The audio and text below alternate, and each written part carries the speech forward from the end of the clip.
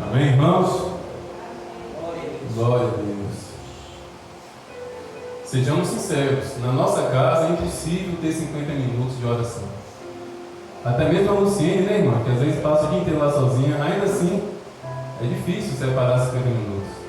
Por isso a importância de igreja, por isso a importância de reunião de oração, seja na terça, seja na quinta com as mulheres, seja no sábado com os homens, é importante. Glória a Deus. Irmão Carlinhos, traz 2 dedos de água. Está mais molhada aí que o senhor tiver. Não traz água enxuta, não.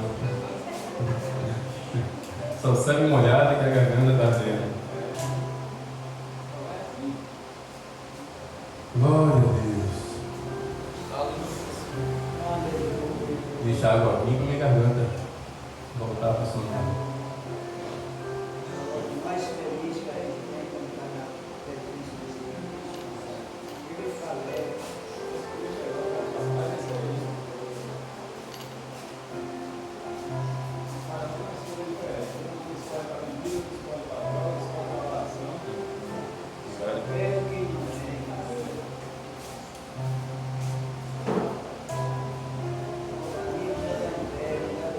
Amém, irmãos? Vamos meditar em uma palavra, como sempre, alinhada a respeito de oração. Uma palavra que vai nos exortar a respeito da importância de orar e do porquê devemos orar. Vamos meditar, amém? Senhor Deus, em nome de Jesus Cristo, mais uma oração eu faço diante do Senhor, porque Deus, a minha mão está repousando sobre a Bíblia Sagrada e nela contém a Tua palavra. Não contém ideias de homens, sabedoria de homens, mas é a palavra do Senhor, contida, Senhor, na Bíblia Sagrada. Por isso eu peço a ajuda do Senhor, Pai. Porque por mais que eu tenha estudado, de mim mesmo eu não tenho a mínima capacidade de proclamar sabedoria e conhecimento, até porque eu preciso e necessito da Tua sabedoria e do Teu conhecimento. Por isso me ajude. Venha sobre mim a Tua bondade, a Tua misericórdia, a Tua graça, e ajuda-me, Deus, uma vez mais, a proclamar a palavra do Senhor, em nome de Jesus. Amém. Amém. Glória a Deus. Salmo 46. Salmo 46, versículo 1. Vamos abrir o nosso coração para receber uma enxurrada conhecimento, de sabedoria, de exortação, de motivação. A palavra de Deus, meus irmãos, quando é proclamada espiritualmente, tem uma intensidade maior do que qualquer cachoeira que existe nesse mundo. A força da palavra de Deus, a intensidade da palavra de Deus é maior do que qualquer cachoeira, do que qualquer queda d'água. Eu digo isso à luz da palavra de Deus, porque o apóstolo João, ao ouvir a voz de Jesus na ilha de Patmos, ele disse que aquela voz era semelhante ao som de muitas águas. Jesus falando entrou nos ouvidos de João como aquele som de uma cachoeira, de uma queda d'água, de uma catarata muito grande, porque assim é a voz de Deus. E por mais que a minha voz não seja como uma voz de muitas águas, no nosso espírito, no meu espírito e no seu espírito, acredite, a palavra de Deus entra com a força e com a intensidade de fortes águas. E assim será nessa noite.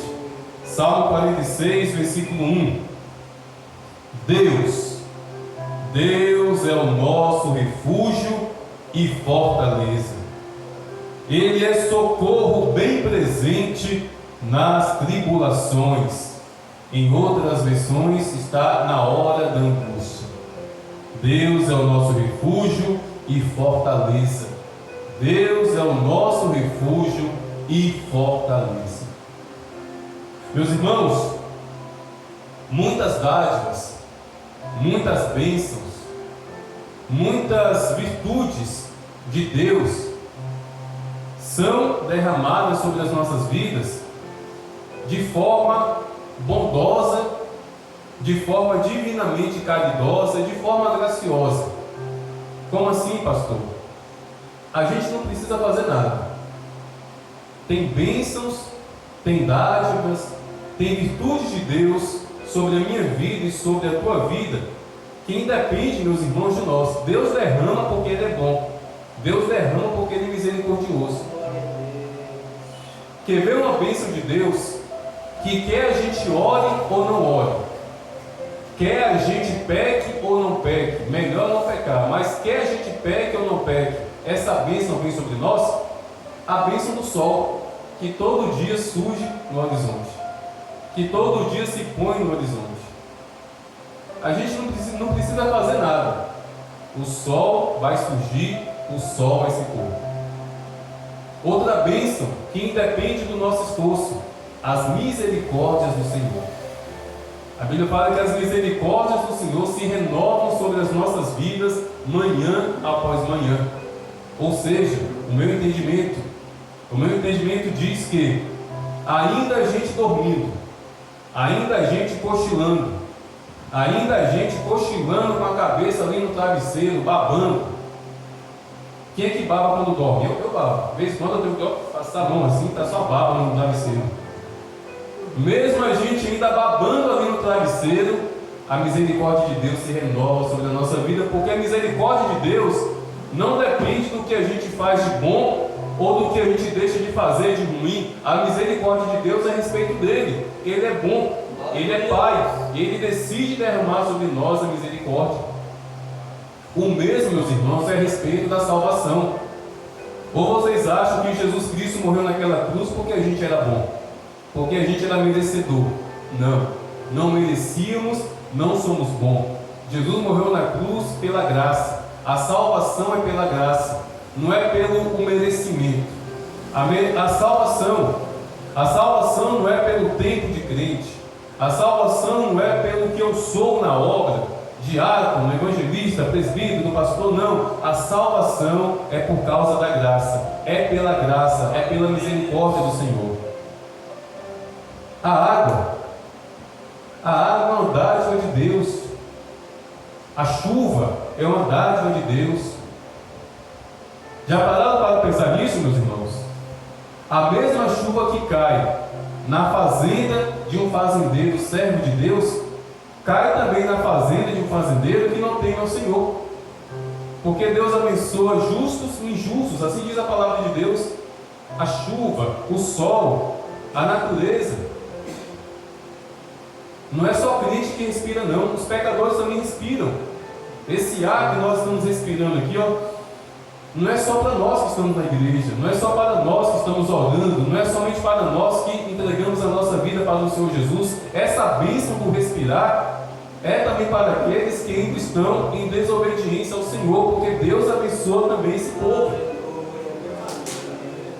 Mas, meus irmãos, existem bênçãos que dependem sim do nosso posicionamento. Existem dádivas que dependem sim do nosso posicionamento. Existe agir e agir de Deus, existe mover e mover de Deus, que depende de uma posição minha e sua a respeito do Senhor. E o Salmo 46, versículo 1, fala a respeito disso. O Salmo 46, versículo 1 diz que Deus é o nosso refúgio e fortaleza. Refúgio e fortaleza, meus irmãos, é um lugar protegido. Refúgio e fortaleza é um lugar onde o inimigo não pode entrar.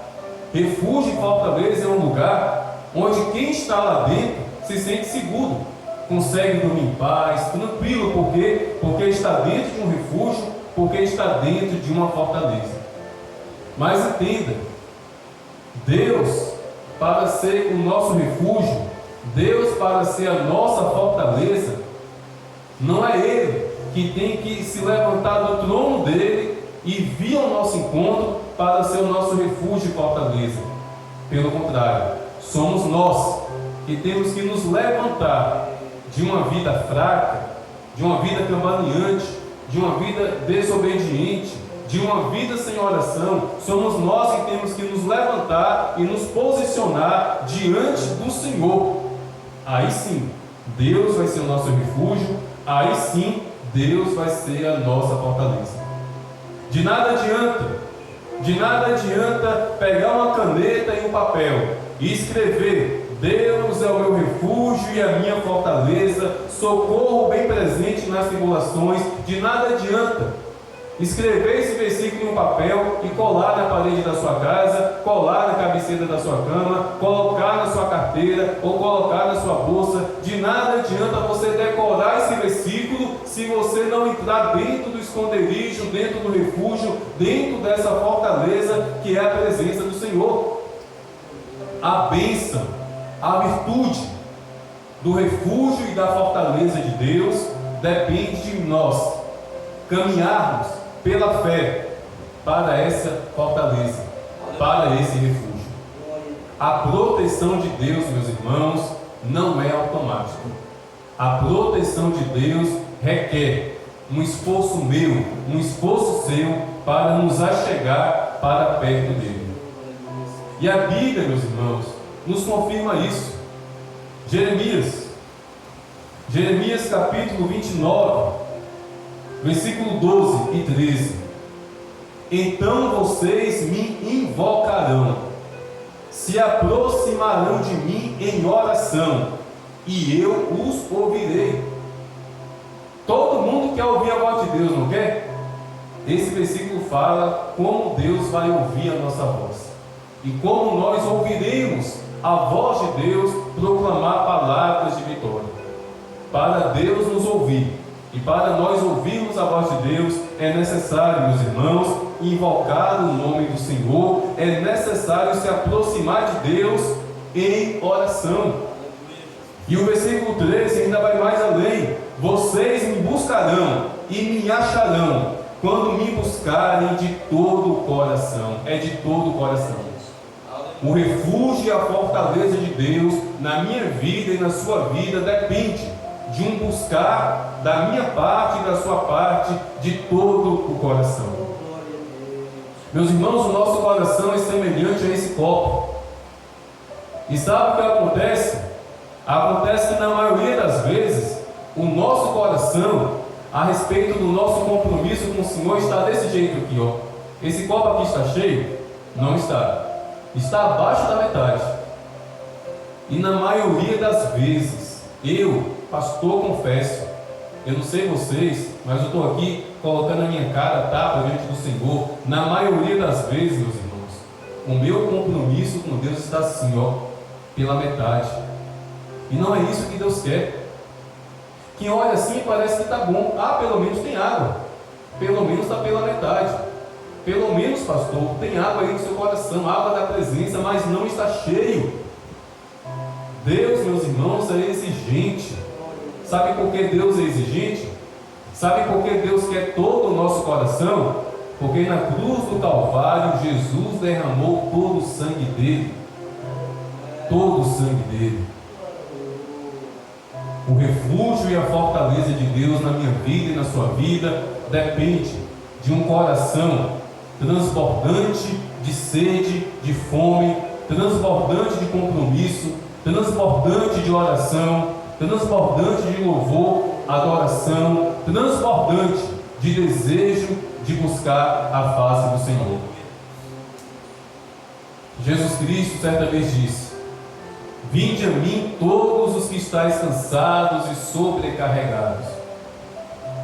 Vinde a mim, meus irmãos.